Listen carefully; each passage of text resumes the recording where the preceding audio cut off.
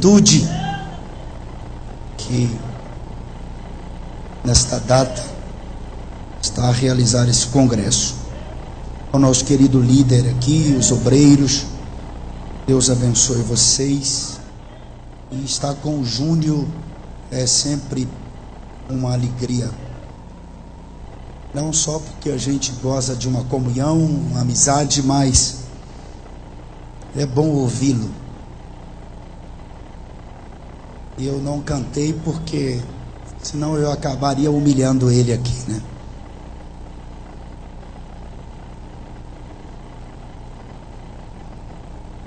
O Júnior, a gente se conhece desde 2007, 2006, lá em Campo Grande, no Mato Grosso do Sul. Eu estava pregando e ele cantando. E a partir de então a gente fez essa amizade aí eterna. Amados, nós vamos ler um texto em Ezequiel capítulo 28.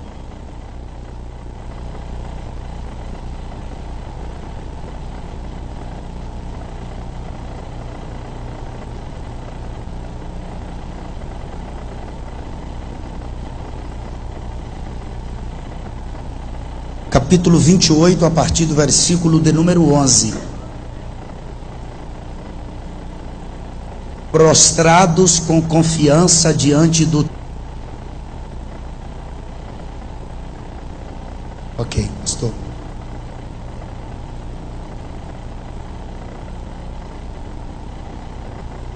Prostrados com confiança diante do trono da graça. Todos acharam o texto?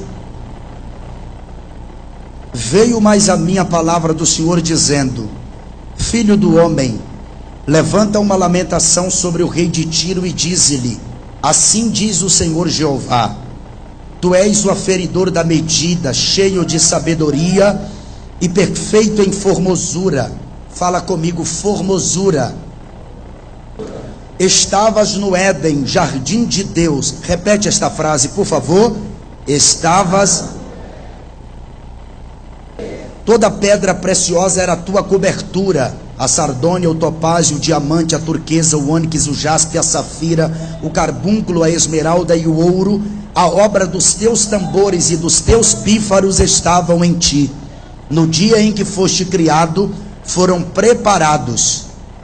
Tu eras querubim ungido para proteger, e te estabeleci. No monte santo de Deus estavas, no meio das pedras afogueadas andavas. Perfeito eras nos teus caminhos, desde o dia em que foste criado até que se achou iniquidade em ti. Na multiplicação do teu comércio se encheu o teu interior de violência, e pecaste, pelo que te lançarei profanado fora do monte de Deus e te farei perecer, ó querubim protetor entre pedras afogueadas. Elevou-se o teu coração por causa da tua formosura, corrompeste a tua sabedoria por causa do teu resplendor. Por terra te lancei, diante dos reis te pus para que olhem para ti. Pela multidão das tuas iniquidades, pela injustiça do teu comércio, profanaste os teus santuários. Eu, pois, fiz sair do meio de ti um fogo que te consumiu a ti, te tornei em cinza sobre a terra aos olhos de todos os que te veem. Todos os que te conhecem entre os povos estão espantados de ti, em grande espanto te tornaste, e nunca mais será para sempre. Amém. Tome o seu assento, muito obrigado. Eu gostaria, por gentileza, que você... mais um texto em Isaías capítulo 14, por favor, Isaías 14, Isaías capítulo 14, Isaías 14, você por favor abrisse a sua Bíblia, por gentileza, Isaías 14, e você mantivesse nesse texto aberto. Eu prometo que eu não irei enfadá-los, eu serei muito sucinto na noite de hoje. Talvez essa mensagem eu deva pregar em duas partes, tá bom? Hoje e amanhã. Estão preparados? Digam amém. Eu vou precisar pedir a vocês que, por favor, que vocês dobrem atenção para que vocês possam entender, porque esse texto é um texto de dupla referência e eu vou precisar explicá-lo logo mais, o que significa um texto de dupla referência. Não vai precisar você fazer esforço nenhum para que você compreenda ele. Quantos me ouvem, digam amém. Só há uma maneira de começarmos a falar sobre Deus, pois coisa alguma tem sido dita de tão significativa acerca de Deus, do que confessar que Ele é um mistério tremendo. O homem em seu estado intelectual não tem podido falar muito sobre Deus, senão no sentido antropomórfico, ou seja, atribuir características humanas a Deus. Em Gênesis capítulo 1, versículo 1, diz que Deus, Ele criou os céus e a terra. Em Gênesis capítulo 1, versículo 27, a Bíblia nos diz que Deus, Ele formou o homem.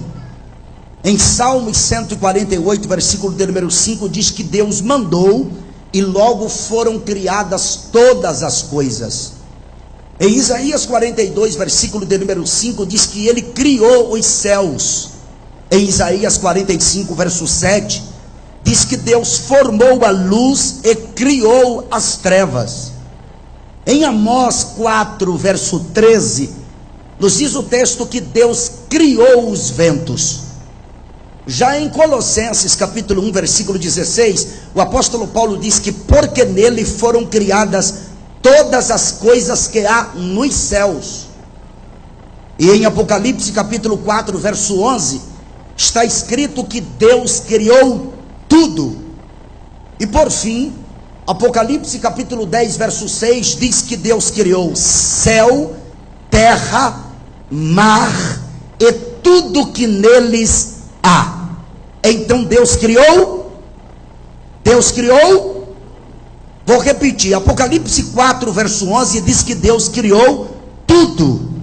Em Apocalipse capítulo 10, verso 6, diz que Deus criou o céu, a terra e o mar e tudo que neles há. Então Deus criou tudo.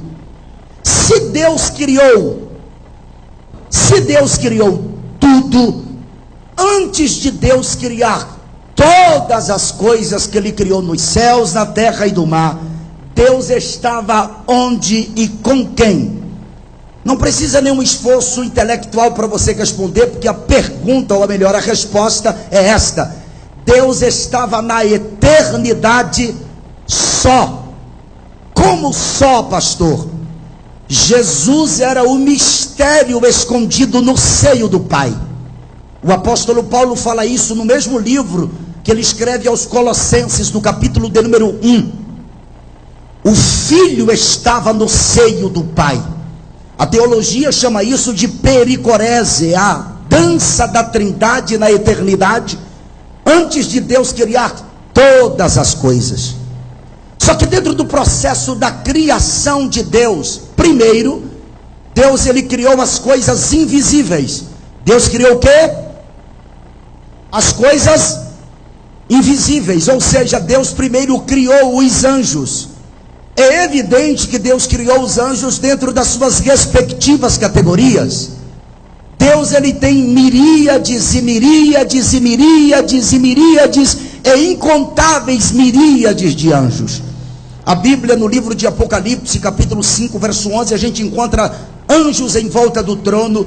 Em Apocalipse, capítulo de número 7, tem anjos que ficam nos quatro cantos da terra. Em Apocalipse, capítulo 8, verso 2, tem anjos que ficam diante de Deus. Em Apocalipse, capítulo de número 9, verso 15, tem anjos com missões específicas para serem soltos num dia determinado. A gente encontra em Apocalipse anjos com trombetas, anjos com cálices, anjos com selos. A gente encontra um anjo no sol, o anjo que detém as chuvas, outro que detém os ventos. Existem anjos para todas as coisas, além do anjo da cura. Mas quando Deus ele formou os anjos, Deus ele formou os anjos em categorias. Ele fez os serafins, ele fez os querubins que ficam na base do seu trono, ele fez Miguel, que é um arcanjo, ele fez Gabriel, E ele criou uma série de outros anjos que poderíamos passar aqui uma noite, 2, 10, 20, 1000 noites para falar sobre as atividades dos anjos. Mas, dentre a criação de Deus, ele formou um anjo. Esse anjo, ele é um querubim, nós conhecemos como Lúcifer. Apesar de não existir esse nome Lúcifer na Bíblia, mas por causa de Isaías capítulo de número 14, nós o conhecemos como Lúcifer. Os judeus antigos o conhecem como Shamael. Isso mesmo, Shamael, que quer dizer aquele que atrai a Deus por sua beleza. Em nenhum texto da Bíblia, exceto Ezequiel e o capítulo 14 de Isaías, nós vamos encontrar outro texto que fale com precisão a respeito dessa criatura que Deus o criou. Evidentemente que quando olhamos para esses dois textos, em especial aqui capítulo 28 de Ezequiel, esse versículo 11, 12, até onde lemos, nós vamos perceber que isso aqui é uma lamentação de Ezequiel, o profeta, contra um homem por nome Etibaal II, o rei de Tiro. Esse Etibaal II, ele vivia numa ilha chamada de Ilha Sagrada.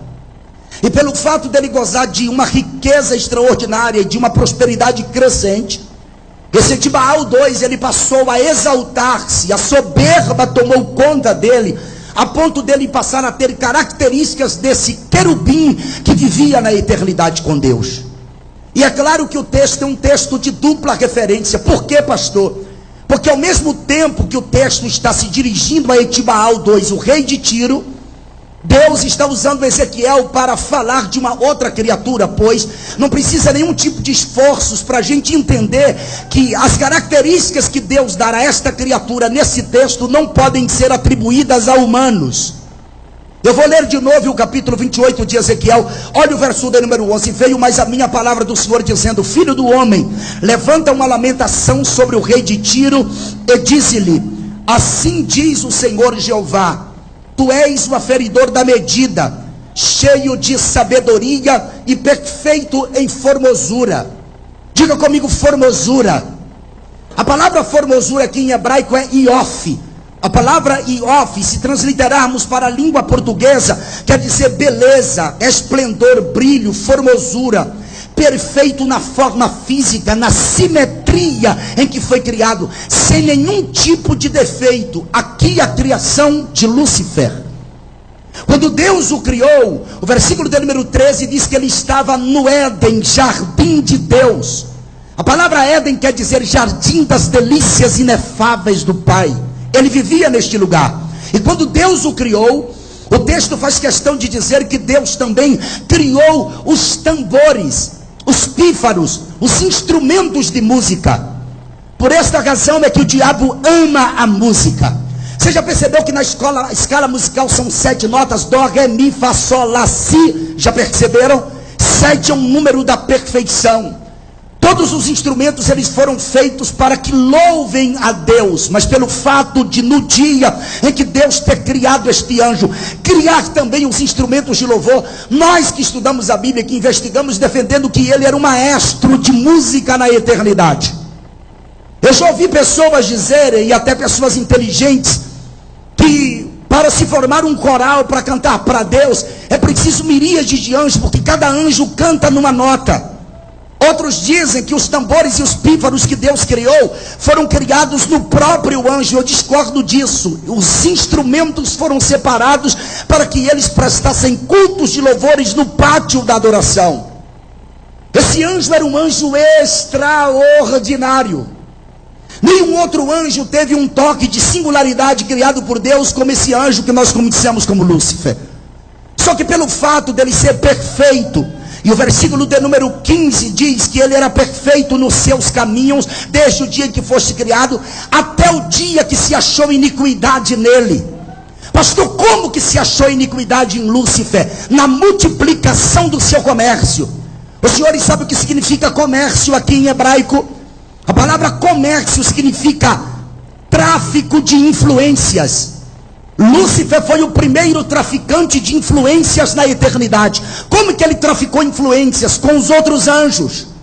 Não pense que no céu tem um amontoado de anjos, um em cima do outro, que todos ficam em volta do trono de Deus, ou que todos ficam em redor do trono de Deus, ou que os anjos se amontoam a ponto de ficar aquela montanha de anjos. Não, os anjos são distribuídos dentro das suas respectivas categorias e seus cargos oficiais.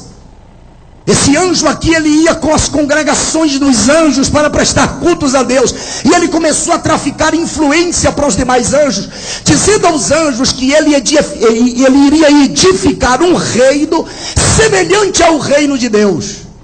Isaías capítulo de número 14, por gentileza, onde eu pedi que você lesse.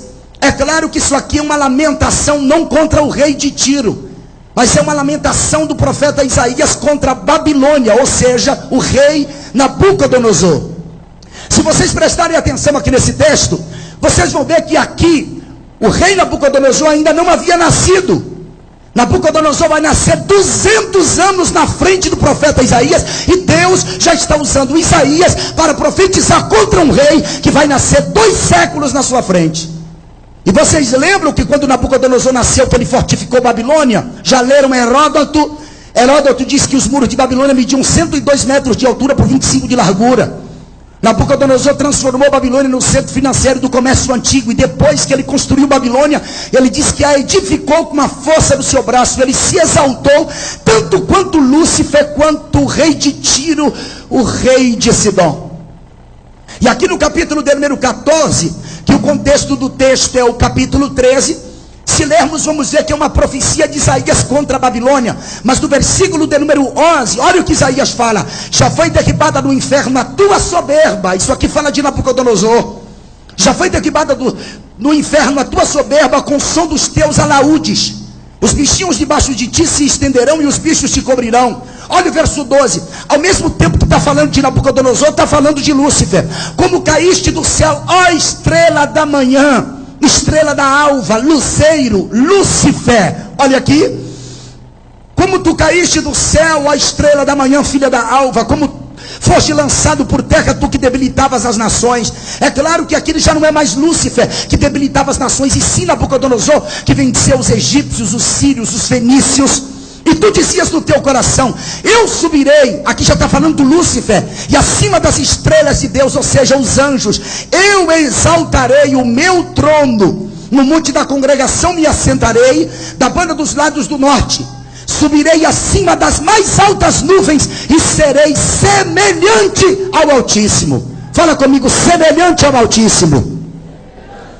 Foi por causa desse pensamento de Lúcifer que um dia que ele foi adorá-lo na beleza da sua santidade, adorar a Deus, que as pedras afogueadas que se acendiam todas as vezes que ele cantava com o coral celestial, aprovando o seu perfeito louvor, nesse dia os judeus antigos dizem que saiu fogo de Deus e consumiu, como está escrito em Ezequiel capítulo 28, tirando de Lúcifer toda a sua beleza e seu resplendor.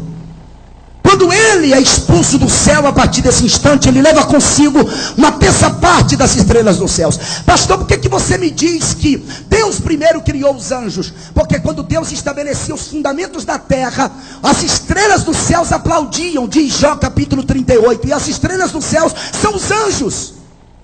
Só que quando Deus o expulsa, pelo fato dele ter pecado no céu, Satanás, quando agora não tem como voltar à presença de Deus, porque ele deixa de ser Lúcifer, ele agora é diabo, ele é Satanás. Ele se estabelece nas regiões celestiais, onde ele está até o dia de hoje. Não pense que o diabo mora no inferno, porque nunca morou.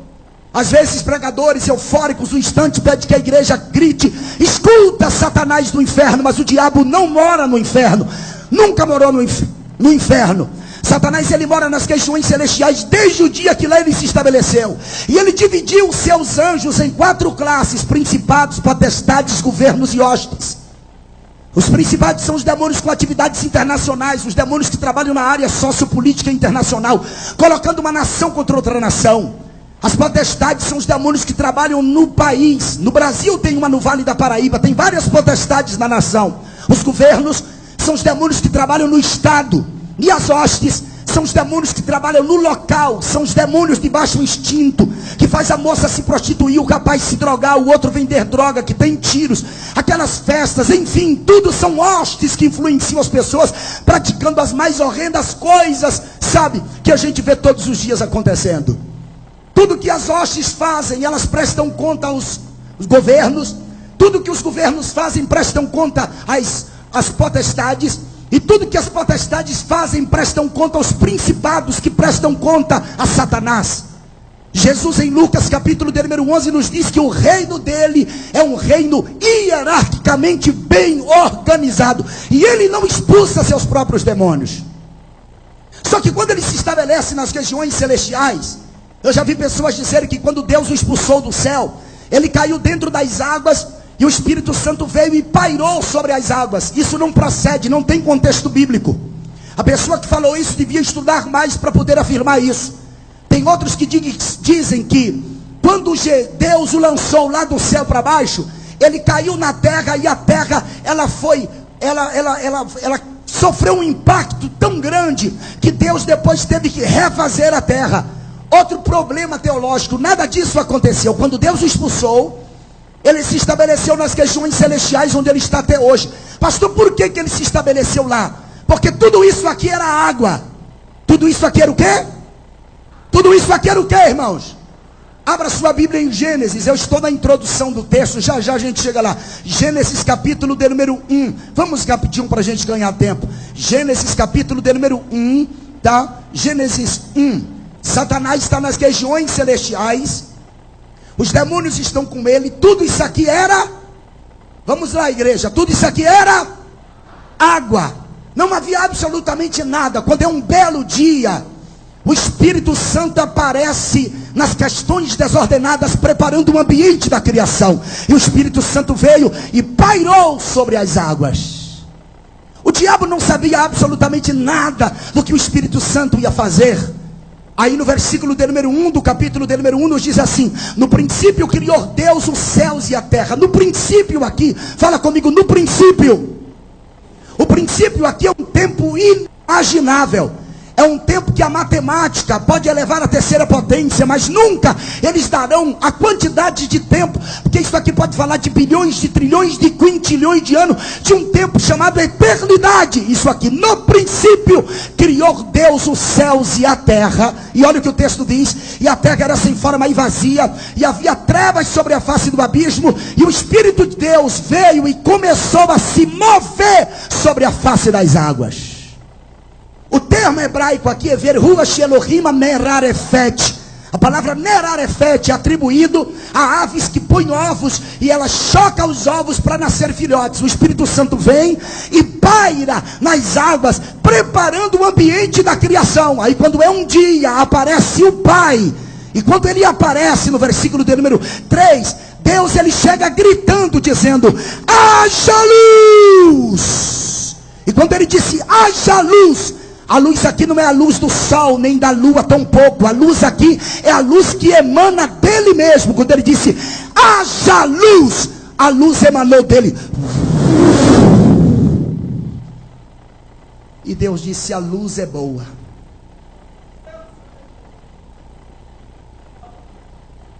Quando Deus ele criou a luz, no versículo de número 4 diz que a luz era boa, e fez Deus separação entre a luz e as trevas. E Deus chamou a luz dia, e as trevas chamou noite.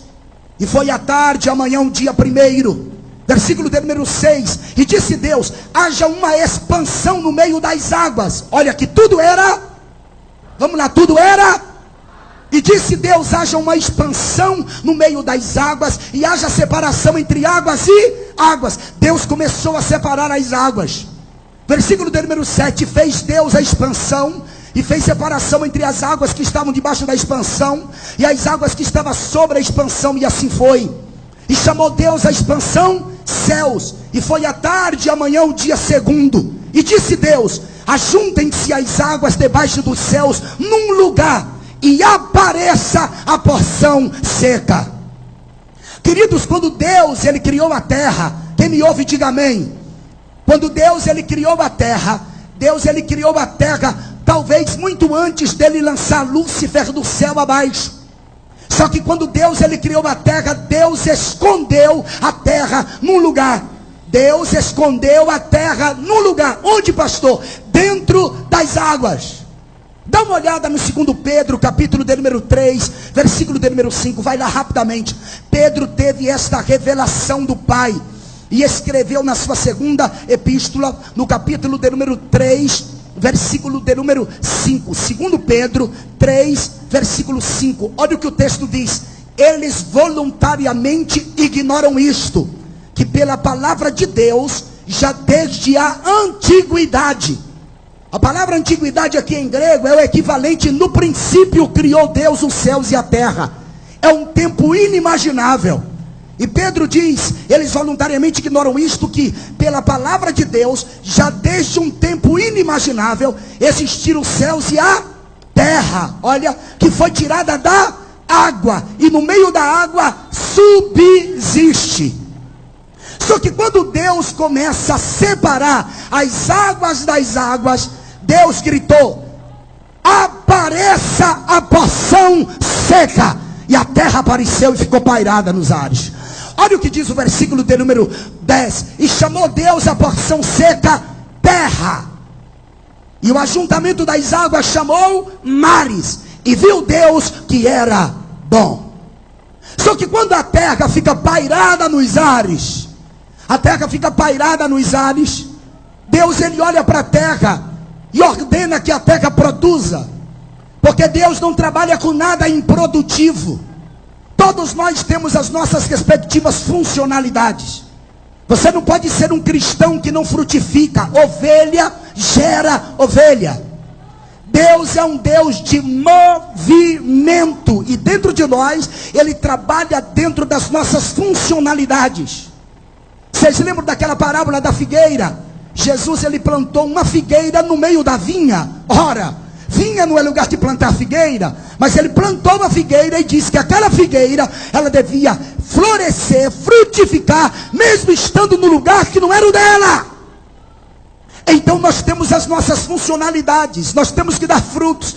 E Deus não trabalha com nada parado. E quando ele viu a terra parada, no versículo de número 11, ele disse assim: produza a terra erva verde, erva que dê semente, árvore frutífera que dê fruto segundo a sua espécie, cuja semente esteja nela sobre a terra. E assim foi. Frutifique. E quando Deus dá ordem, sabe o que acontece? A terra ela começa a girar em torno dela. Você sabe a velocidade que a terra está girando nesse instante? 106 mil quilômetros hora. Nos seus processos de translação e de rotação. E é interessante, nós não ficamos tontos enquanto a terra ela gira. Pastor, você está dando uma aula aqui de quê? Você está falando aqui sobre ciência cosmológica? Sim, entenda como você achar melhor, que convém à sua mente. A terra ela começou a girar nesse processo de translação e de rotação. Alguém que pergunta assim: e a fotossíntese, se o sol ainda não tinha sido criado por Deus, como é que essas plantas iriam se alimentar? Ora, a luz durante a criação era a luz do próprio Deus que alumiava tudo que ele criava. Posso lhe fazer um pedido nesta noite? Olha aqui na minha mão direita. Ei, frutifica. Você não pode ser uma pessoa parada, infrutífera. E outra, você vai produzir segundo a tua espécie. Por isso que eu disse, vou repetir: ovelha, ela gera ovelhas. A maior força da igreja em matéria de idade é a juventude. Vocês são uma força majoritária desta igreja. Por isso que a Bíblia fala na primeira epístola de João, dizendo que vocês são fortes, porque vocês já vencestes o maligno, e a palavra de Deus está na vida de vocês. Eu esperava você dizer um amém, mas tudo bem. Eu vou repetir para você dar um grito de aleluia para Deus. E a Bíblia diz aquilo que você é, o que eu sou, o que nós somos. E a juventude tem uma certa singularidade, porque Deus diz que vocês já vencestes o maligno, e a palavra de Deus está em vocês. Então, produza. Quando a terra começa a produzir, versículo de número 12, diz que a terra produziu erva dando semente. Não pense que Deus, quando pediu que a terra produzisse, que Deus já fez com que a terra produzisse árvores gigantes. Não é. Às vezes a gente quer começar grande, mas nunca, Deus não trabalha dessa forma. Você lembra de Ezequiel capítulo 37? Primeiro tem um ruído, depois um reboliço, depois osso no osso, depois nervo, depois carne e depois pele, para depois vir o espírito. Deus trabalha dentro de uma ordem sistemática. Deus não fez as árvores grandes. Às vezes a gente começa um ministério hoje, já quer amanhã já está grande. Não vai. Tudo começa pequenininho. Você começou a cantar hoje, você já quer amanhã estar em nível mundial, em nível nacional. Não funciona dessa forma. Você pode ter os melhores marketings à sua disposição. Você pode ter muito dinheiro, não funciona. Deus plantou primeiro, aí vai crescendo, vai crescendo, vai crescendo, vai crescendo. Da mesma forma o empreendimento, a empresa que você abriu, alguma coisa que você está fazendo.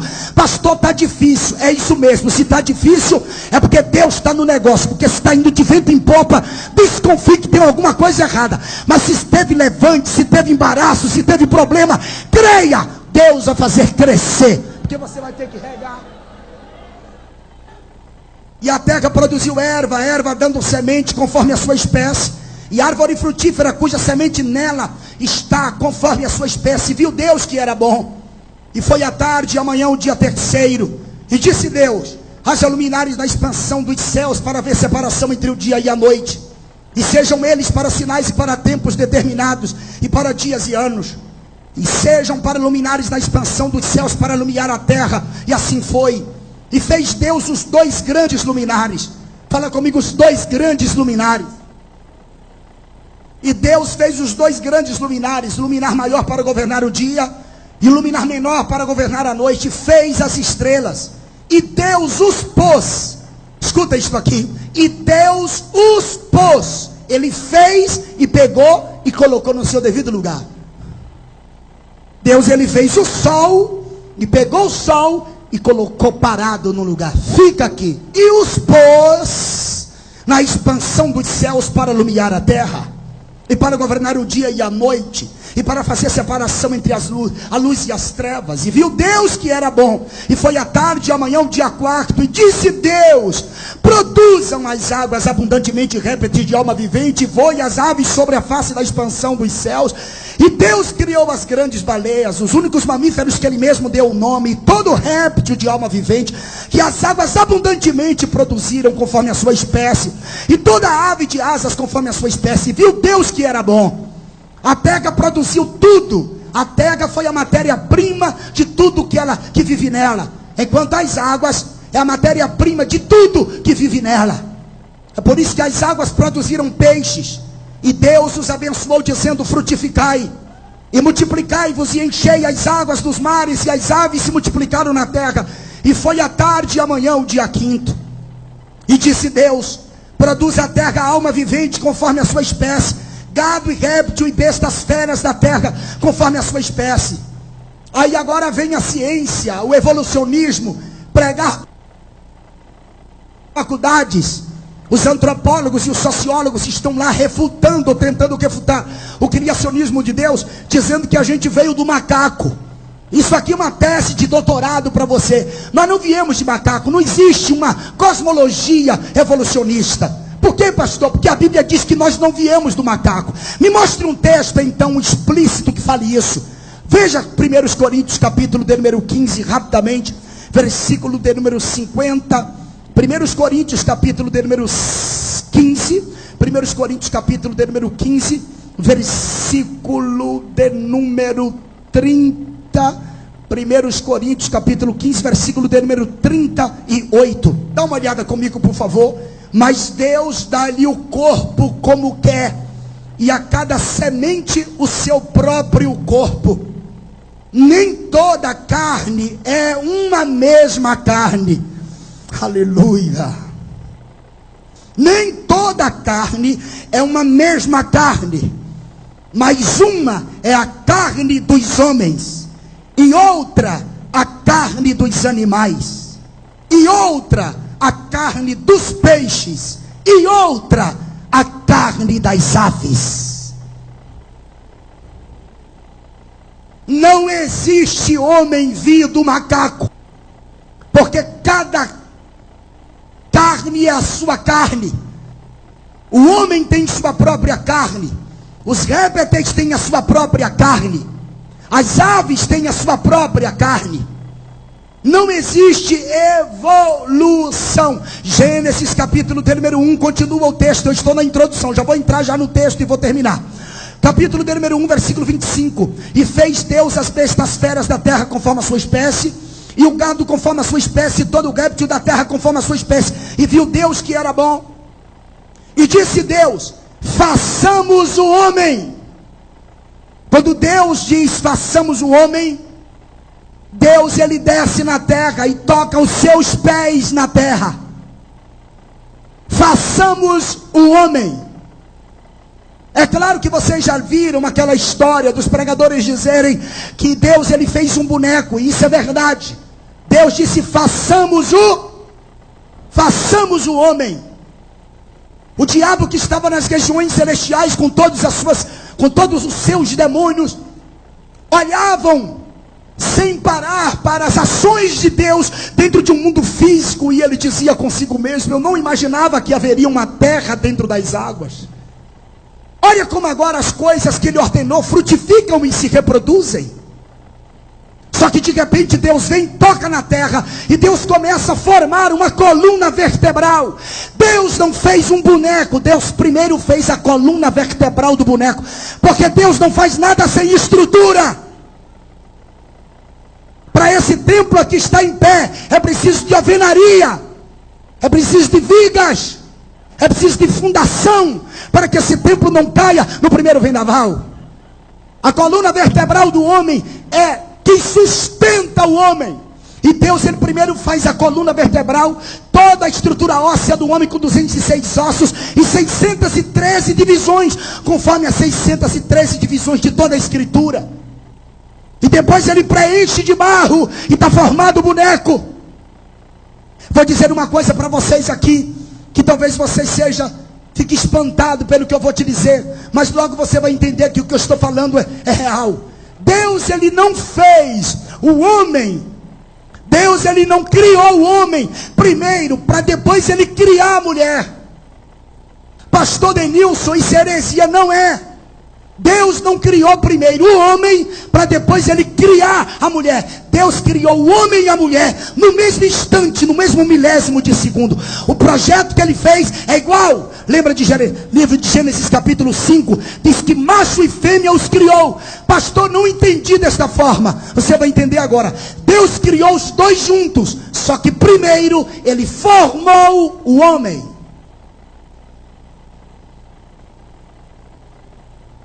Quando Deus vai formar o homem, que ele pega no barro, que ele começa a fazer o boneco de barro.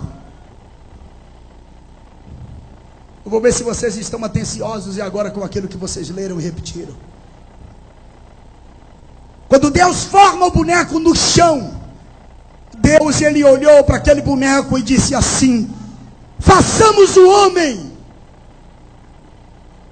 a nossa imagem, conforme a nossa semelhança. Pastor, não entendi. Você não entendeu porque você esqueceu. Deus não ficou olhando para o céu, para as regiões celestiais, e começou a fazer aquele boneco no chão, como se estivesse confrontando Lúcifer, Satanás. Não. Deus ele tem seu foco, seu objetivo. E quando ele forma o homem, ele diz: façamos o homem a nossa imagem, conforme a nossa semelhança. Aquilo para Satanás foi como um tiro na cabeça dele.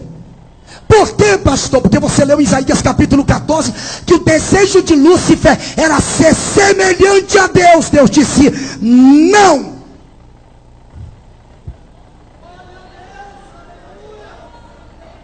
Ele disse: eu serei semelhante ao Altíssimo. Deus disse: não. Só que Deus, ele pega do pó da terra, forma um boneco, e ele estava dizendo: olha, Satanás, tudo que você queria ser, nananina, não. Mas esse boneco aqui terá a minha imagem, o lado espiritual, e será semelhante a mim. Caráter moral. Levante a mão direita comigo se você entende o que eu estou pregando. Dê um glória para Jesus se você puder. Fale para alguém que está do seu lado, eu prometo que será só esta vez. Fale para ele, mas fale com vontade. Diga: você parece com Deus. Fale para ele: você se parece com Deus. Você é a cara de Deus. Pastor, mas eu sou calvo. Você se parece com Deus. Não é no teu estereótipo, é no teu caráter moral. Lúcifer queria ser semelhante a ele. Deus disse: não, não, não, não. E ele pegou do pó da terra e disse: esse sim será a minha imagem, conforme a nossa semelhança. Pronto, está definido. Agora você entendeu porque Satanás não gosta do homem? Agora você está entendendo porque que Satanás não gosta do crente? Agora você está entendendo por que Satanás odeia o homem e quer deixá-lo escravizado no pecado, subalterno às suas ordens, subjugados por aquilo que ele tem como lei.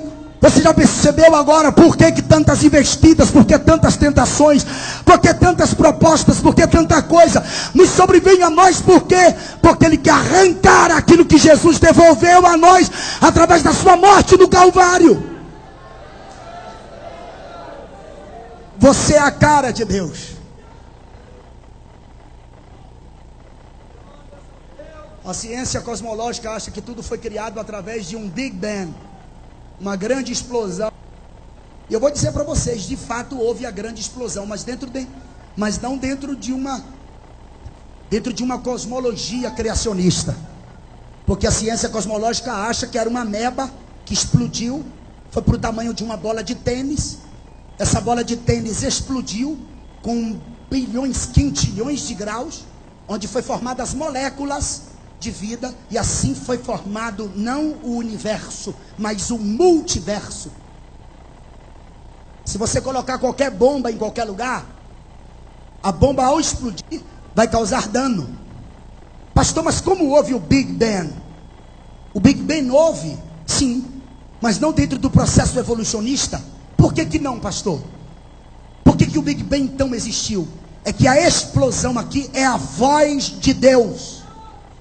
Vocês lembram quando ele chegou no túmulo de Lázaro? Jesus chegou lá e gritou: Lázaro! O texto diz que ele gritou com grande voz: Lázaro! E a voz de Jesus ecoou no mundo dos mortos, e trazendo a alma de Lázaro e o espírito para o corpo que o ressuscitou, devolvendo ao corpo todos os arranjos físicos e químicos que ordenam o córtex cerebral. Então quando Deus olhou para a terra, ele disse: haja luz! E a luz se pensou.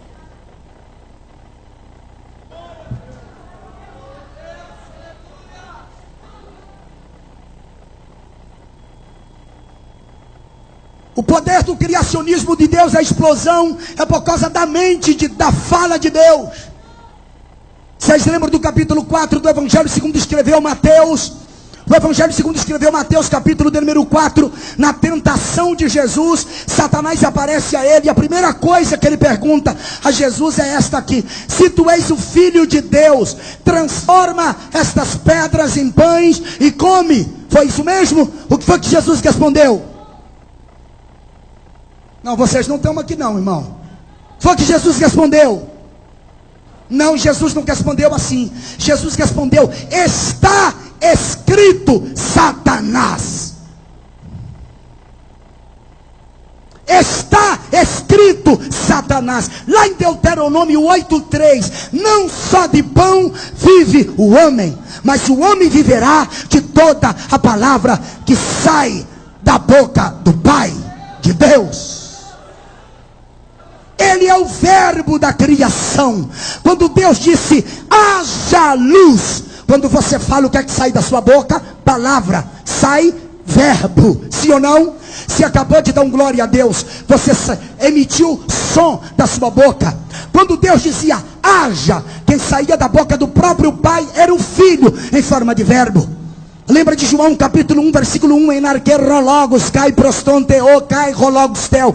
No princípio era o verbo estava com Deus e o verbo era Deus. O versículo termina dizendo que todas as coisas foram feitas por Ele, e sem Ele nada do que foi feito se fez. Agora olha para mim, o Espírito Santo está pairado em questões desordenadas, preparando o ambiente da criação. O Pai aparece e diz, haja! O verbo que é Cristo sai da boca, cria o que Deus manda, e o Espírito Santo dá vida à criação de Deus.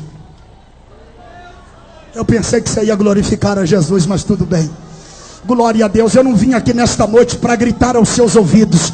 Eu vim aqui trazer uma mensagem de vida para a sua vida. Levante a mão direita assim comigo, por favor. Dê um grito de aleluia se você é a semelhança de Deus. Tudo que Deus gritou, que Deus disse, haja! A palavra que é Cristo ia e criava, e o Espírito Santo dava vida à criação.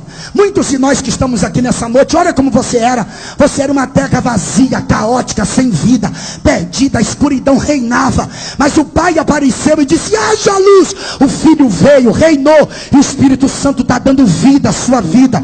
Por isso que você está aqui na noite de hoje para adorá-lo na beleza da sua santidade. Então Deus, ele pegou e formou o homem. Deus fez o quê? Deus fez o quê? Deus, ele formou o homem.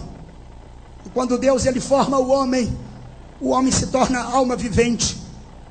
E Deus disse para ele, eu abençoo você, frutifica e multiplicai-vos e enchei a terra, e sujeitai-vos e dominai sobre os peixes do mar, e sobre as aves dos céus, e sobre todo animal que se move sobre a terra.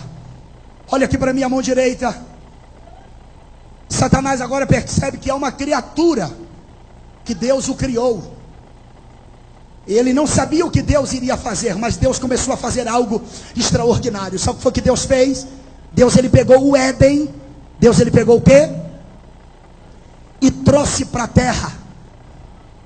Deus, ele pegou o Éden. O nome Éden quer dizer jardim das delícias. Confira comigo Gênesis capítulo 2, versículo número 8. O que diz o texto? E plantou o Senhor Deus um jardim nu. Não é jardim do Éden. Não é.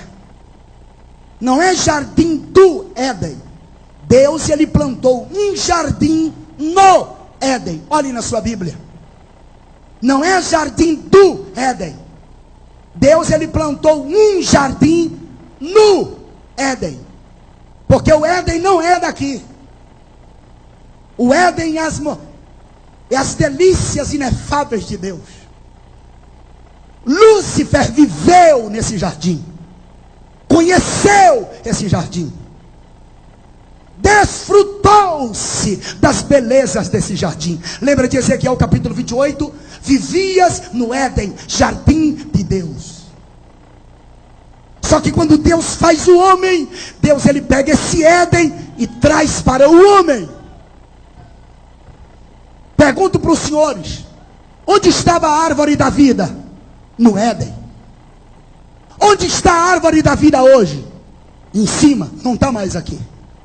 Esse jardim era o jardim do próprio Deus, onde nascia um rio que se transformava em 4 braços. O homem que é feito de matéria espiritual, imagem e semelhança, caráter moral, físico, Deus, ele pega o jardim, o Éden dele, o jardim das delícias, e permite que o homem viva dentro dessas delícias inefáveis. A comunhão entre o homem e Deus era intensa. Deus não precisava gritar com Adão para ele ouvir. Oh, Ravassúria. Deus não gritava para Adão, não gritava. Era no mundo espiritual, não tem esses gritos, só no mundo físico dos homens. A comunhão era intensa entre Deus e ele. Toda a viração da tarde, Deus aparecia pelas águas para estar com Adão durante a noite. Porque a noite fala de trevas, de momentos difíceis. Você nunca está sozinho nos momentos difíceis da vida. Deus sempre está ao seu lado, acredite. Toda a viração da tarde, Deus aparecia para conversar com Adão. Passava a noite com Adão conversando. Deus é como água. Já observou que 78% da terra é água? Era para ser chamado de planeta água e não planeta terra. O seu corpo tem 78, 80% apenas de água. A água é a forma mais próxima de Deus. Viva sem água. Você passa uma semana sem comer, mas não passa uma semana sem água. Só se Deus te capacitar para isso. Água é a forma mais próxima de Deus. Ninguém vive sem Deus, ainda que seja ímpio, aleluia. Mas o homem precisa de Deus, da essência de Deus, da graça de Deus, da misericórdia de Deus, para que ele sobreviva. E o homem gozava desta comunhão com Deus todo o tempo. Sabe o que aconteceu? Lúcifer, que agora é Satanás, ele dizia: esse homem está gozando de todas as coisas que eu gozei na eternidade. Eu vou fazer com que esse trono seja fechado o acesso para ele. Eu vou expulsar esse homem dessas delícias. Olha aqui para os meus olhos, irmãos. É por isso que há tantas tentativas do nosso inimigo para que a gente não vá para o céu. E essa geração está se perdendo nesse mundo terrível. Estamos vivendo um tempo de um evangelho pragmático. Não é se é certo, é se dá certo. Um evangelho híbrido misturado. Estamos vivendo uma gospelândia maldita, onde as estrelas gospels estão refletindo no coração de muitas pessoas e até nos certos cultos que a gente vai. Deixa eu dizer uma coisa para vocês: a glória de Deus ele não dá para ninguém, ele não dá para homem nenhum, ele não dá para absolutamente mortal nenhum. Deus ele não dá a sua glória para absolutamente ninguém. E hoje o que vivemos é exatamente isto. Essa geração está uma geração assim, sabe como? Uma geração que não enxerga o horizonte, que não desfruta desses momentos extraordinários com Deus. Estamos fadados ao fracasso. Em vez de estarmos subindo, parece que estamos descendo, porque é a forma mais fácil e não empreende-se esforços. Nós estamos vivendo esse tempo difícil, e é tempo de acordar, porque o mesmo demônio que ofereceu a Jesus todos os reinos da terra, se prostrado Jesus o adorasse, também está oferecendo para nós. E que a voz de Jesus ecoe dentro dos nossos corações e dos nossos intelectos, para termos força para responder dizendo: somente ao Senhor Deus adorarás, e só a Ele servirás. O diabo sabe que existe algo extraordinário preparado para nós. Tem algo extraordinário preparado para você e para mim. E sabe o que ele fez? Ele disse: eu vou destruir a comunhão entre o homem e Deus. Vou arrancá-lo da presença dele. E começou-se uma sessão espírita. A sessão espírita. Ele não começou por Adão, ele começou por Eva. Porque primeiro ele estudou o casal. O homem gostava de ver, a mulher gostava de ouvir. E é por isso que ele começa aquela sessão espírita, porque ele entra na serpente e começa a conversar com a serpente. Se os senhores talvez não se lembram ou não saibam, a ciência já diz e é comprovado que as serpentes tinham patas. Deus arrancou as patas das cobras exatamente quando ele amaldiçoou a serpente. A sessão espírita começou, e tudo que o diabo começou a dizer a Eva era exatamente o contrário daquilo que Deus tinha dito. Deus falou para ela: de tudo que você tem no meio do jardim você pode comer, somente daquela árvore da ciência do bem e do mal vocês não poderão comer. Queridos, é como disse um certo historiador: proibir algo é despertar o desejo. Tudo eles podiam comer, tudo que estava no jardim eles podiam comer, somente uma árvore que eles não podiam comer, a árvore da ciência do bem e do mal. Somente uma árvore, mas por causa desta árvore tudo se perdeu. E sabe o que aconteceu? Quando a serpente induziu Eva a comer daquela árvore, daquele fruto, ela comeu, mas nada lhe sobreveio. Ela comeu e foi correndo ao seu marido Adão e disse: Adão, tudo que Deus falou para nós é mentira, porque eu comi do fruto e olha aqui, eu estou perfeita aqui na minha condição. E Eva percebe que Adão olha para ela e confirma tudo que ela estava falando, e pega o fruto dela e também morde o fruto e come. Quando ele come, tudo se desmoronou. Por quê, pastor? Porque a responsabilidade estava nele e não nela. E era impossível ela comer sozinha, porque ambos eram uma só carne. E quando tudo está perfeito nos seus devidos lugares, agora já não está mais, porque porque eles descobrem que agora eles pecaram contra Deus, e eles começam a entender que existe a maldade dentro dos seus corações, e a maldade é tanta, que agora eles já não ficam mais nus, eles pegam folhas de figueira, e se vestem para se esconder de Deus. E Deus, que é paciente, que é longânimo, que não se apressa, que tem o controle de tudo, na viração da tarde daquele dia, aparece o Senhor outra vez, e da mesma forma, aleluia, Deus, ele chega, mas ele não encontra o homem no lugar onde estava, e o homem já não tinha mais a comunhão que tinha antes com Deus, de ter Deus, de ver Deus, de ouvir Deus, sem Deus gritar. E agora Deus grita com voz uníssona no jardim, dizendo: Adão, onde você estás? Adão estava escondido de Deus. Adão havia se escondido do Pai, por causa do pecado que agora reinava no seu próprio corpo. Adão estava escondido de Deus, porque ele agora temia o próprio Deus. E Deus continua perguntando: onde você estás? Como Deus, ele não atira aleatoriamente, eu tenho certeza que Deus está falando ao coração de alguém aqui nessa noite. Talvez você vivia em muita comunhão com Deus e as coisas se perderam aos poucos, e você já pensou em chutar o pau da barraca, jogar tudo para cima. Mas não faça isso não. Deus, ele está te chamando, perguntando: onde você está? E você pode dizer: pastor, ele não sabe onde eu estou. Sabe, mas ele quer ouvir a sua voz, ele quer ouvir de você aonde você está. Onde está, Adão? Onde você está que perdeste a comunhão? Você que era vaso nas minhas mãos, você que estava pronto para fazer a minha obra, você que desfrutava de uma koinonia, de uma comunhão comigo, hoje você já não desfruta mais disso. Você não está na mesma posição que você está. Você está aleatório de mim, você está aquém de mim, você está além de mim, você está afastado de mim. É uma guerra psicológica que faz com que você esteja no templo constantemente, mas não empreende-se nem mais esforço para me sentir, para buscar a minha face. E Deus, ele sempre pergunta: onde é que você está? E sabe por que Deus pergunta? Porque ele não quer nos perder jamais. Deus está sempre querendo que estejamos na sua santa presença.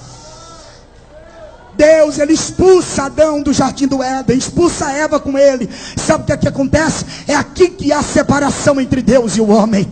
Um véu é colocado entre Deus e o homem, para que o homem não vá até mais a presença de Deus. Um véu é colocado para que o homem não chegue mais e se prostre diante do trono da graça, que é o tema da festa de vocês. Há um véu, há uma cortina. E sabe onde é que a gente vê essa cortina? No tabernáculo de Moisés, entre o santo e o santíssimo.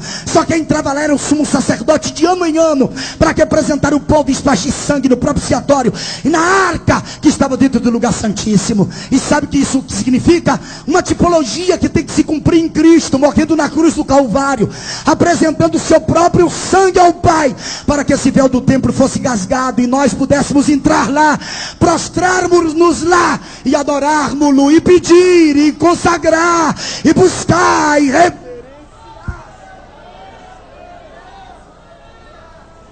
Você não precisa de sacerdote para ir a Deus.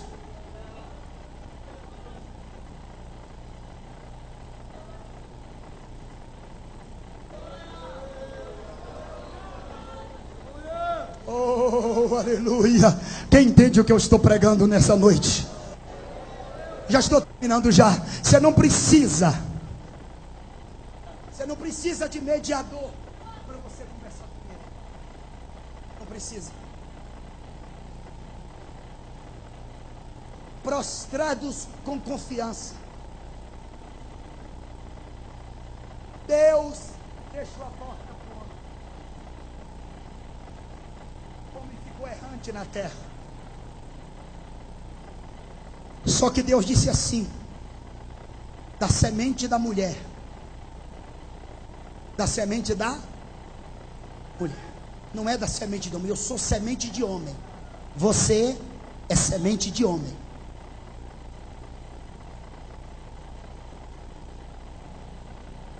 Eu sou espermatozoide. 200 milhões de espermatozoides corre entre o útero, no momento da ejaculação masculina, até o útero da mulher, onde o óvulo vai fecundar. Isso é ciência, é biologia, todo mundo sabe. 200 milhões, a enciclopédia britânica atualizada faz. É um monte de gente numa corrida.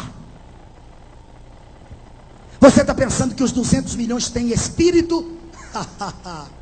Não tem. O espírito do feto, quem dá é Deus. Porque o espírito foi formado na pericorese, na dança da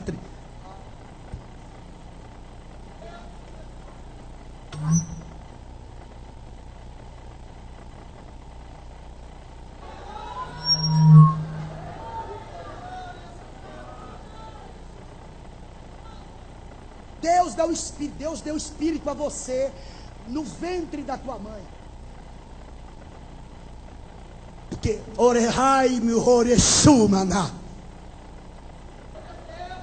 porque quando os 200 milhões de espermatozoides ia correndo, Deus olhou no meio de 200. Eu, no caso, nasci sozinho. E Deus apontou e disse assim: aquele ali que eu escolho, ali ó, já vai ele. E colocou um espírito em mim, antes que eu fosse formado. Eu pensei que você ia gritar, mas tudo bem, vou deixar para pedir que você grite. Pastor Denilson, você está falando isso antes que eu fosse formado no ventre da minha mãe. Você, Deus, Ele olhou você ainda informe. Assim veio a minha palavra do Senhor dizendo: antes, Jeremias, que eu te formasse no ventre da tua mãe, eu te conheci no meio dos espermatozoides. Eu digo a você que eu escolho. Quantos escolhidos de Deus tem aqui nessa noite? É por isso que eu creio na doutrina da salvação das crianças. Porque a criança, Deus escolhe a partir de uma certa idade. É que Deus, o homem se perde pelos seus próprios caminhos. Quem entende o que eu estou pregando, diga amém. Fala alguma coisa aí para eu me sentir à vontade, irmão. Aleluia. Pegue na mão de alguém aí e diga: você é a cara de Deus. Essa cara redonda tua parece com Deus.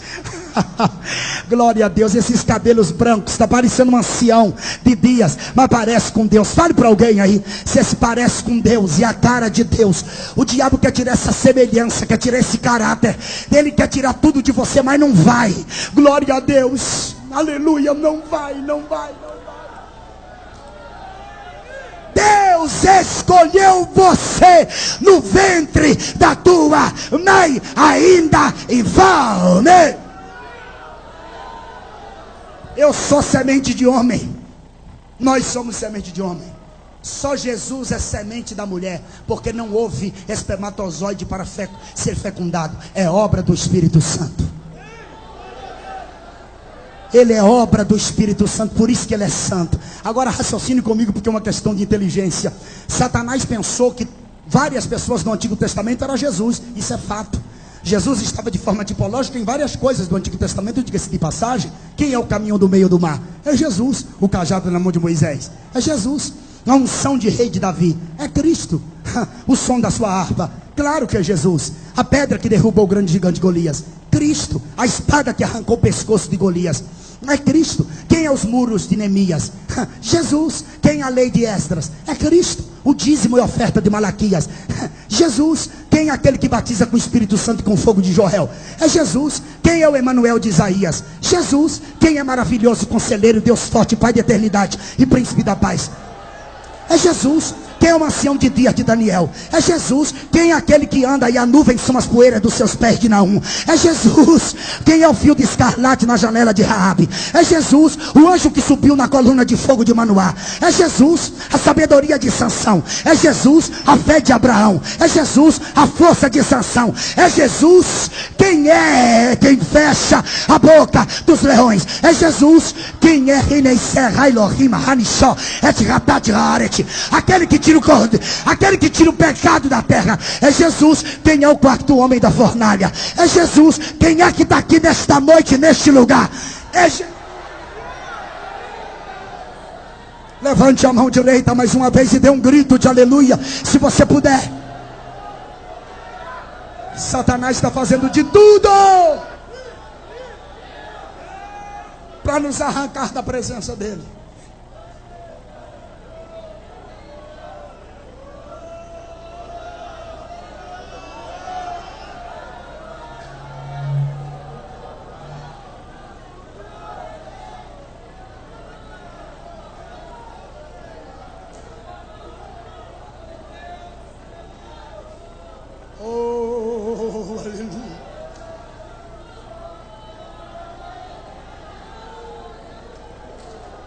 Quantos escolhidos tem aqui nesta noite? Em cima da galeria. Diga alguma coisa que glorifique a Jesus, meu filho. Verbaliza uma palavra que o adore. Aleluia. Quando Deus profetizou lá em Gênesis 3,15, que da semente da mulher, a gente parafraseia sempre, ia nascer um varão, que a serpente feriria seu calcanhar, mas ele esmagaria a sua cabeça. O diabo ficou perturbado, sabe? Ficou perturbado, por isso que os homens veterotestamentários falharam. Ele pensou que era Moisés, e Moisés não deixa de ser um sacerdócio eterno de Cristo. Pensou que era Davi, Davi não deixa de ser um ancestral humano de Cristo no Antigo Testamento. Pensou que era Salomão, todos esses homens fracassaram. O diabo procurou de todas as formas, onde estava essa semente da mulher, onde estava, mas ele nunca saberia que uma virgem estaria grávida, porque virgem não fica grávida sem ter uma relação íntima com o homem. Mas Maria estava grávida. Ele só veio descobrir quando o Filho de Deus havia nascido. Já era tarde demais. Quando ele esconde, ninguém acha. Quando ele detém.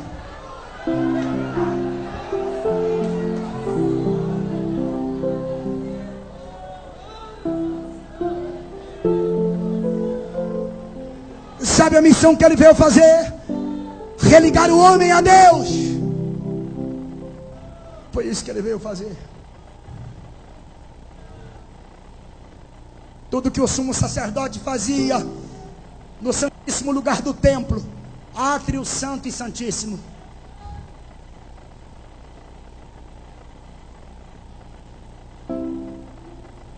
no átrio estava a porta, o altar dos holocaustos e a bacia. No santo estava a mesa dos pães, o castiçal de ouro e o altar do incenso. O véu. No santíssimo estava o propiciatório de ouro sobre uma arca. Eu só vou dizer somente uma vez e guarde e nunca mais esqueça. A porta é Cristo, eu sou a porta. Quem entrar por mim salvar-se-á. Entrará, sairá e achará pastagens. O altar dos holocaustos é a cruz onde ele morreu.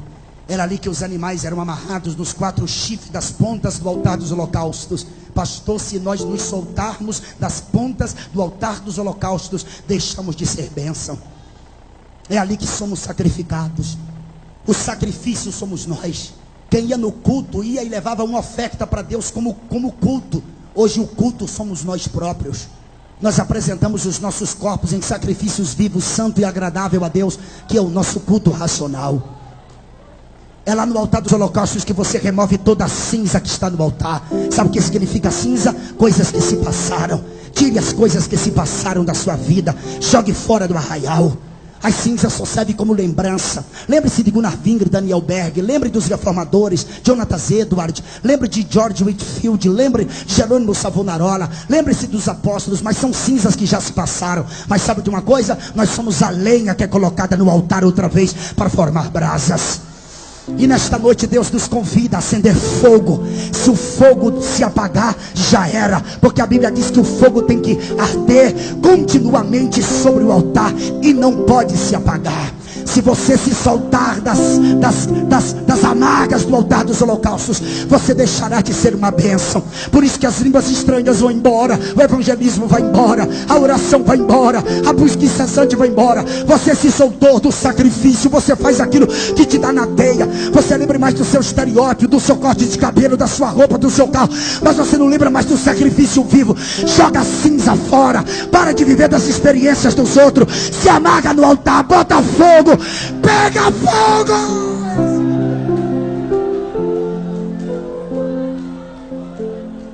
E depois que você passa pelo altar dos holocaustos que representa a cruz, sabe onde é que você vai? Você vai lá na bacia, é lá que você se lava. É lá que você olha para dentro das águas, porque o sacerdote assim fazia. E você olhava para dentro das águas, o sacerdote olhava e via a sua própria imagem. Ele olhava se ele estava adequado de entrar no santo lugar para oficiar para Deus. Era ali que ele olhava, pois o reflexo da água, pela bacia de bronze feita pelos utensílios das mulheres, pelos brincos das mulheres, ele olhava para dentro da água. Olhe para você mesmo. A gente costuma olhar muito para a vida dos outros, de A e de B. A gente se esquece de nós. Eu não falei você, eu falei nós. Olhe para você mesmo, olhe para a bacia, olhe para a sua imagem. Veja se você está cheio, se você está fraco, qual a sua condição, como é que você está diante de Deus. Deus, porque você está caminhando para mais uma profundidade com Deus. Se nós entramos na porta que é Cristo e somos salvos no altar dos holocaustos da cruz, nós nos batizamos nas águas da bacia. Que sabe o que a gente faz? Entra no santo lugar. É lá que a gente vai para a mesa dos pães. É lá onde é a koinonia, é a comunhão. Quem é o pão é Cristo. E depois que você entra na porta que é Cristo, e que você é morto no altar dos holocaustos da cruz, e que você se batiza nas águas da bacia e que ceia na mesa dos pães, você vai para o candeeiro de ouro. E é lá que você se enche do Espírito Santo, porque o castiçal é de ouro. São 6 hastes. 6 hastes, 3 de um lado e 3 do outro, e uma no meio. A do meio é Cristo, que faz 7. 6 é o número do homem, é um número imperfeito, mas o número 7 é o número de Deus. A igreja é perfeita em Jesus Cristo. Ela não é uma peça de encaixe, ela é uma só. Ela é de ouro. Ouro não se corrompe. Ouro é ouro amanhã, depois de amanhã, eternamente. A igreja sempre será a igreja.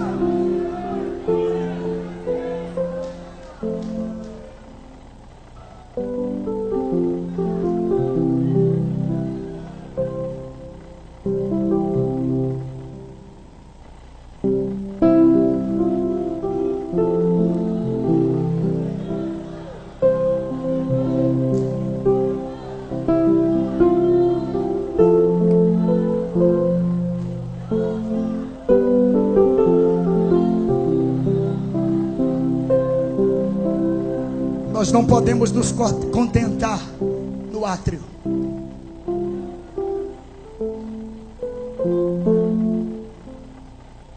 Nem no santo.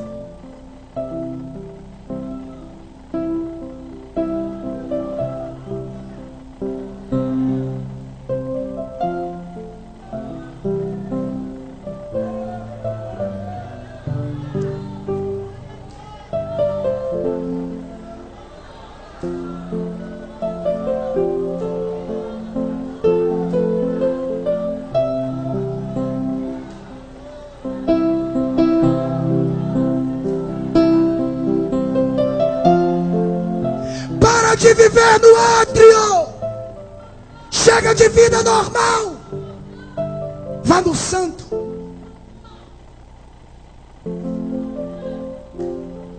Castiçal está aceso, tem um altar do incenso, é ali onde você ora e onde você adora. Você está a um passo do Santíssimo. Esse véu a gente não podia rasgá-lo, penetrá-lo. Aí Cristo vem.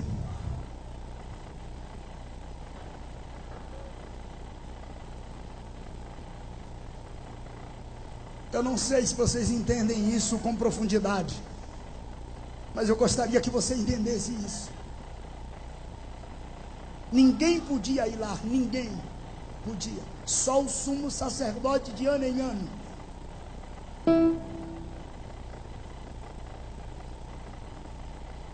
O sumo sacerdote entrava lá pela porta, pegava fogo do altar dos holocaustos, trazia no incensário com incenso, colocava no altar do incenso, onde estão as orações dos santos. E depois ele entrava com o incensário fumaçando dentro do Santíssimo. Tudo dentro do Santíssimo era escuro, porque no átrio estava alumiado.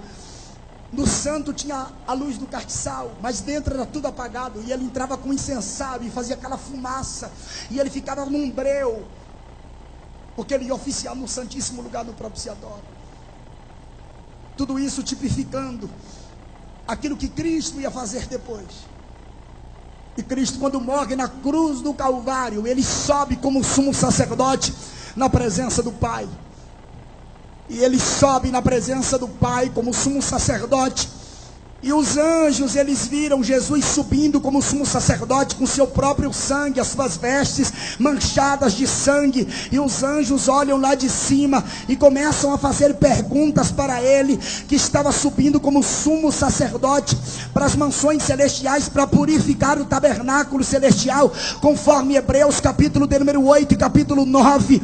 E em Isaías 63, o profeta messiânico viu ele subindo e os anjos perguntando: quem é este sumo sacerdote que vem de Edom e de Bosga, com as suas vestes tintas, este que é glorioso em sua vestidura, que marcha com sua grande força, quem é este que está subindo para cá? E ele responde: eu que falo em justiça, poderoso para salvar. Ele que estava subindo, sabe para quê? Para rasgar o véu, para que eu e você estivéssemos aqui nesta noite. Nós só estamos aqui por causa desse sumo sacerdote, porque nós estávamos destituídos da sua glória, da sua presença. Mas ele disse: eu vou pagar o preço que for necessário, e eu vou abrir o véu novamente para que o homem tenha comunhão com Deus. E foi isso que ele fez. Quantos aqui desfrutam desta comunhão? Por favor, fique de pé com a permissão do pastor. Em nome de Jesus, deixa a sua Bíblia no banco nesse instante. Fique de pé só por um instante. Faça-se com a sua mão direita, por favor. Glória a Deus. Você pode dizer alguma coisa que glorifique a Ele, que exalte a Ele. Você pode dizer. Você pode glorificar o nome dEle, dizer alguma coisa que o exalte, que o bendiga. Talvez você não entendeu o que isso significa para a sua própria vida, para a sua alma, mas essa é a maior importância do cristianismo. Vocês lembram do véu do templo em Jerusalém? Ele media 30 centímetros de espessura, 2 juntas de boi, 2 bois para lá e 2 bois para cá. Não teria condição de rasgar o véu do templo, que tinha essa espessura de 30 centímetros. Só que quando Jesus morreu, o véu se rasgou de alto a baixo. Isso identificando que ele chegou lá em cima, no trono do Pai. Aleluia. E agora podemos nos mover diante dele. Aleluia. Quantos desfrutam desta presença? Glória a Deus. Glória a Deus. Quantos desfrutam desta presença inefável? Quantos podem se prostrar diante desse trono? Quantos aqui? Eu vou esperar você dizer alguma coisa para Deus. Você que está em cima da galeria, aleluia, é o seu momento agora de você expressar, de você entender. Tudo Deus fez pela sua própria vida. E eu tenho algo muito forte, que é para você entender o que foi que Jesus fez. Eu sei que o diabo fez com que o homem pecasse, expulso foi da presença de Deus. Só que Jesus pegou e religou o homem a Deus outra vez, com um adendo. Que adendo, pastor? Jesus disse: em meu nome vocês expulsarão demônios. Satanás fez com que o homem se afastasse da minha presença, mas agora vocês terão poder sobre ele, sobre os principados dele, sobre as potestades dele, sobre os governos dele, sobre as hostes dele, porque o poder eu dei a vocês. Quem pode adorá-lo nesta noite? Sente a presença do Espírito Santo. Você quer que eu fale que você vai casar? Quer que eu diga que sua namorada está chegando, a sua esposa? É isso. Você quer que eu diga que o seu namorado está chegando? Você quer que eu fale de coisas que massageiam o teu ego? Dizer a você que a tua vitória vai chegar, que Deus vai te dar um apartamento, que Deus vai te dar um carro. É isso que você gostaria que eu dissesse? Não, não é isso que Deus quer que eu fale para você. O que Deus está falando para mim, para falar para você, é isto: o véu foi rasgado, o trono está diante de nós. Sintam a presença do Espírito Santo. Quem tem glória, dá glória. Quem tem aleluia, dá aleluia nesta noite. Sente Deus aí perto de você, aonde você está. Seja renovada com o Espírito Santo nesta noite. O que foi que você vai fazer aqui? Pensando que eu vim falar que Deus vai te dar vitória no casamento? Deus vai te dar sim. Ah, pastor, porque meu marido vai voltar para a igreja. Não foi isso que eu vim aqui dizer para você. Eu vim falar para você que o véu foi rasgado, e que precisamos desfrutar dessa comunhão com Deus. Pastor Joabe, me desculpe, a igreja tem um pastor, e eu sei que o senhor prega muito, o senhor conhece muito. Eu não vim aqui doutrinar a sua igreja, mas eu vou lhe dizer uma coisa: até para sentirmos a presença de Deus, adolescentes, é preciso empreender esforços, sabia? Não é de graça você parado e Deus vem e te sacode como um robô, porque nós não somos movidos por botões eletromagnéticos. Não, nós não somos. Nós buscamos, nós o adoramos. Aleluia. Se você puder, fale alguma. Não é todo ano que tem, não é todo dia que tem congresso, não é todo mês, é de ano em ano. Não é todo dia que eu venho aqui, já tem 4 anos que eu vim. Deixa eu lavar minha alma nesta noite, deixa eu pregar nessa noite para você. Receba desta graça, receba desta graça, Receba desta graça. Se você sente esta graça e eu perceber que você está sentindo, eu vou dizer algo mais profundo para você. Porque além de Deus dar poder para nós, sabe o que foi que Deus fez? Deus deu algo a nós a mais. Sabe o que foi que Deus deu a mais? Aquele rio que Deus vinha todas as tardes para Adão, com Adão, para conversar com Adão. Deus, sabe o que foi que ele fez? Ele colocou o rio da água da vida. Sabe aonde? Dentro de cada um de nós. Está aqui dentro, aqui, ó. Você não entendeu o que eu disse, não, meu irmão? Você não entendeu, não? Eu vou ler o texto. Quem crê em mim, como diz as escrituras, rios de águas vivas. O rio da vida está dentro aí, ó. Está ali, está ali, está ali em cima. Olha ali, ó. Está ali, está aqui, ó. Está ali, ó. Está ali, está lá em cima também. Olha ali outro, lá na porta. Está ali, está ali. Olha ali, ó. Está ali, está ali, está ali, está aqui atrás, ó. Está ali também. Sente a glória do Espírito Santo. Eu não posso pedir que você...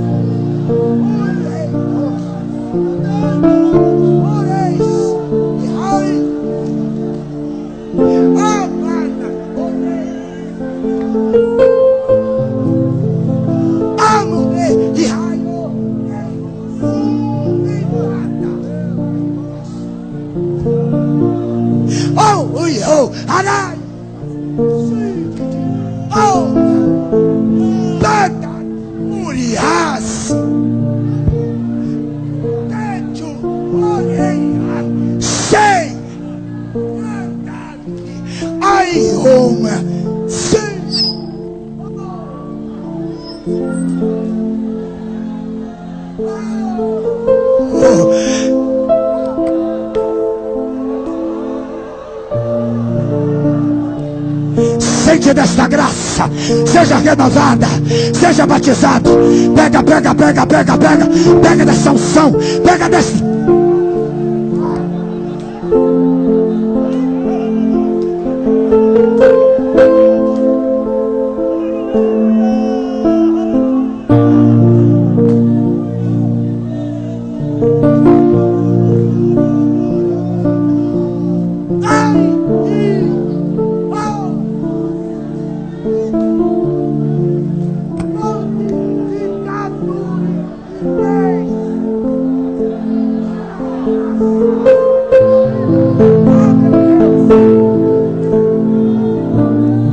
Conhece o pregador quando está vazio? Você conhece? Eu não estou vazio, eu sinto vida saindo da minha boca. Receba graça, receba graça, graça, graça.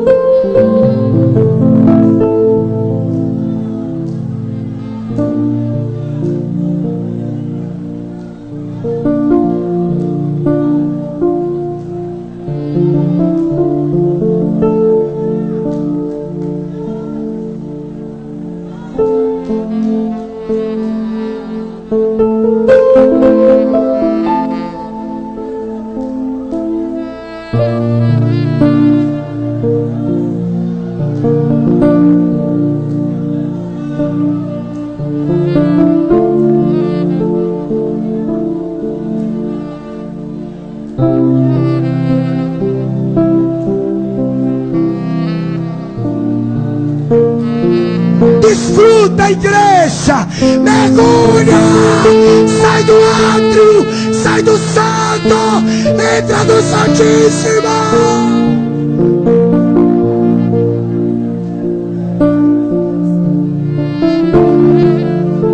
Quem entra no Santíssimo, ninguém quer sair de lá.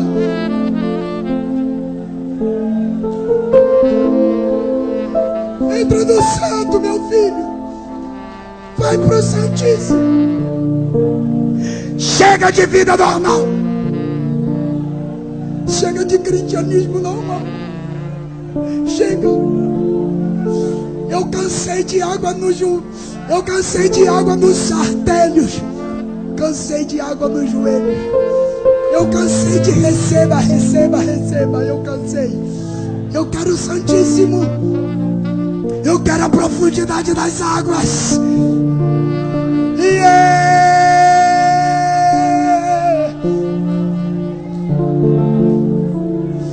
Chega de vida normal. Não se contente com as notas que você dá no seu saxofone. Queira mais de Deus. Queira que o som do teu sax toque em coração de pessoas, demônios se manifestem. Porque a unção está em você. Está no toque, no sopro da tua boca. Queira maraná, suriá, naraná. Ai.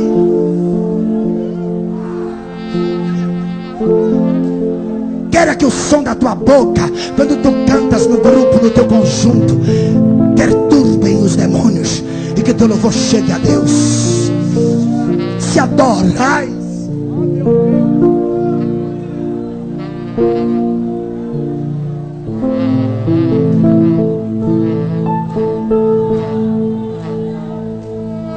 Chega de vida normal, de olhos secos. Nós não choramos mais. A moda do lenço acabou. Está pregando para crente, pastor? Estou sim.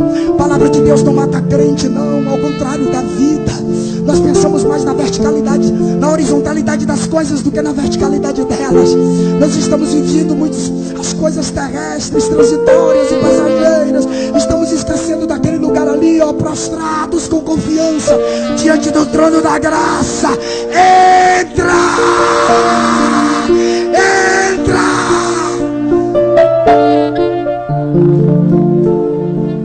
Nós não conhecemos Deus porque a gente não conhece a sua palavra.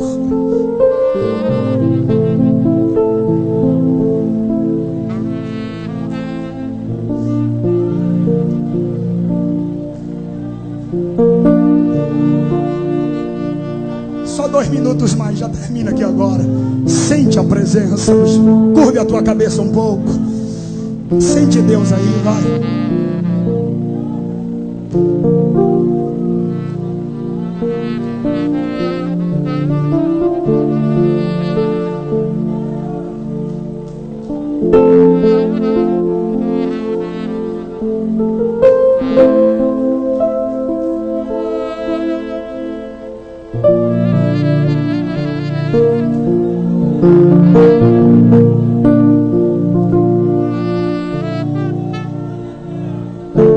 É nesse instante que você consegue entender se você está perto do rio ou não.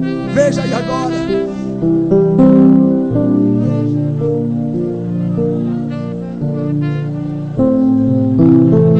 Veja aí.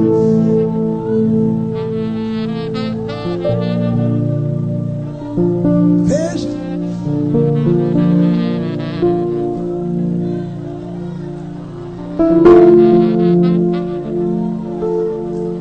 Veja aí agora se você está perto. É nesse instante aqui. Porque se eu usasse as minhas técnicas de pregador, faria você pular e bater a cabeça no teto. Mas veja naturalmente aí.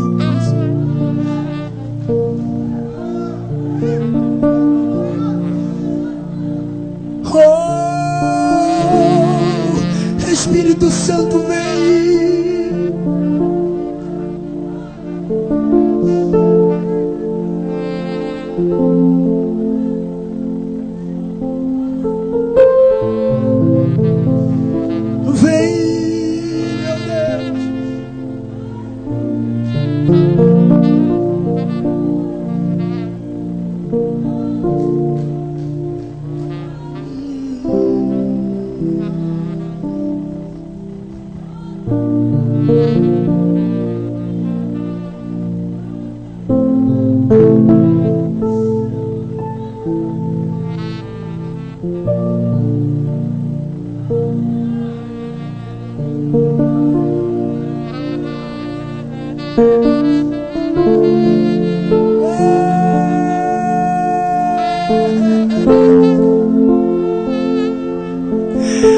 É nesse lugar que verte o sangue que perdoa os nossos pecados. É nesse lugar do trono.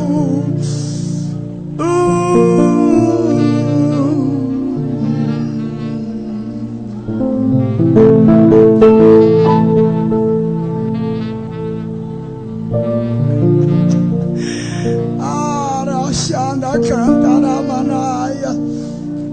Oh, remana suriandara. Ai que vi raio mina.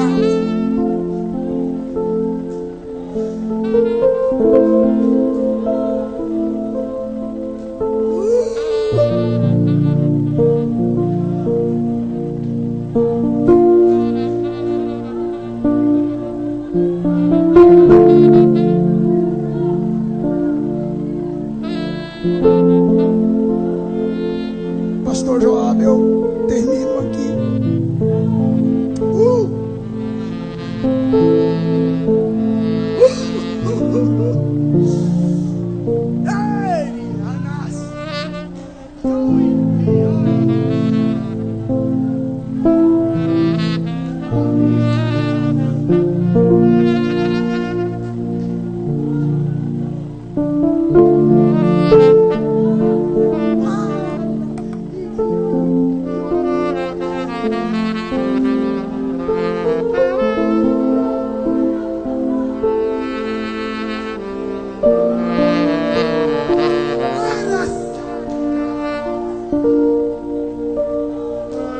Deus está falando conosco.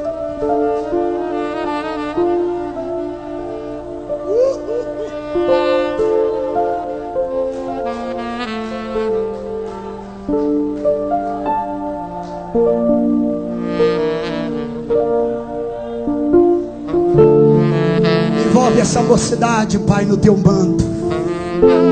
Inunda eles com tua graça. Mantenha suas mentes cativas em obediência à tua presença. Ajude-o.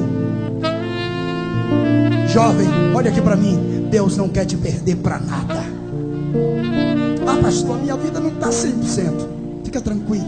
Busca. Deus, Ele não quer você fora.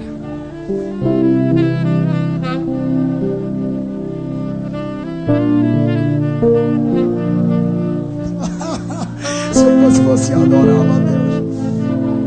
Ora, mas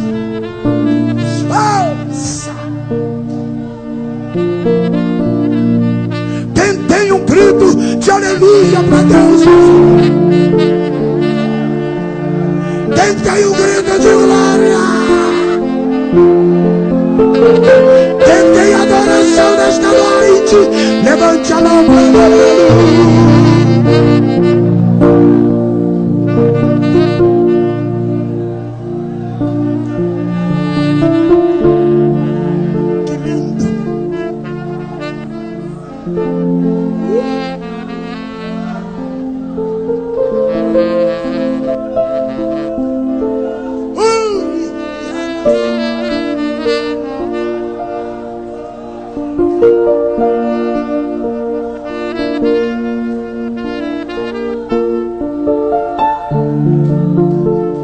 Sinta Deus aí. Sinta o Espírito Santo te renovar.